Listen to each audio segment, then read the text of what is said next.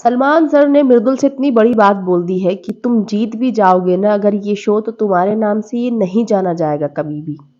क्या हुआ, सलमान सर ने पूरा, मृदुल तुमने क्या कराई है, आप तुमने कैसे क्या सोच के ये डिसीजन लिया था कि पूरे घर वालों को तुमने नॉमिनेट कर दिया।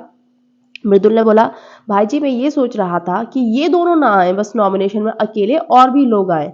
कि तुम क्या एक्सपेक्ट करते हो बिग बॉस से, गलती होगी तो हर जाना तो भुगतना पड़ेगा ना उस चीज़ का। तुम्हें समझदार समझा था बिग बॉस ने, इसलिए तुम्हें ये दिया था, लेकिन तुमने तो प्रूफ कर दिया ये कि तुम नहीं ले सकते हो कोई भी डिसीजन खुद से। तो बेचारा मृदुल का मुंह ही उतर गया कि वो क्या करे। और अभी देखो, अभिषेक अश्नूर की वजह से कितने लोगों को भुगतना पड़ रहा है। पहले नगमा और वो चले गए थे, अब फिर से मतलब मृदुल पे कि आप डिसीजन नहीं ले सकते हो। फिर सलमान सर ने ये चीज़ बोल दी कि अगर ये शो तुम जीत भी जाओगे तो तुम्हारे नाम से ये शो कभी नहीं जाना जाएगा। क्योंकि गाइज मृदुल का देखो, मैं अब मृदुल बहुत ही ज़्यादा सॉफ्ट हार्टेड लड़का है।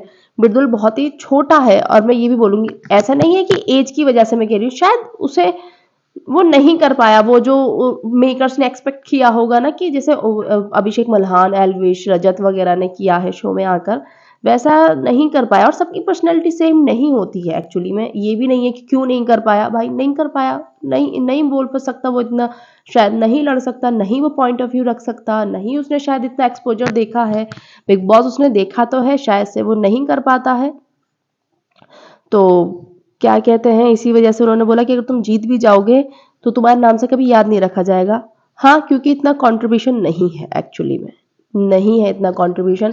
लेकिन ये चीज़ ना मृदुल के दिल पे बहुत ज़्यादा लगी होगी कि यार मैं कुछ भी कर लूँ, मैं वो कर ही नहीं पा रहा हूँ। होता है ना, एक एक चीज़ होती है अंदर से कि बस सलमान भाई तारीफ कर दे तो हम खुश हो जाएंगे। तो सलमान सर जब भी आते हैं वो हमेशा यही बोलते हैं कि तुम्हारी फ्लाइट मतलब टेक ऑफ कर रही थी लेकिन फिर से लैंड हो गई वो, और तुम डिसीजन सही नहीं ले पा रहे हो। पहले भी कैप्टनसी पर सवाल उठा था कि तुमने मृदुल को कैप्टन क्यों बना दिया, तुम्हें और कोई कैप्टन नहीं दिख रहा था घर में जो तुमने मृदुल को कैप्टन बनाया।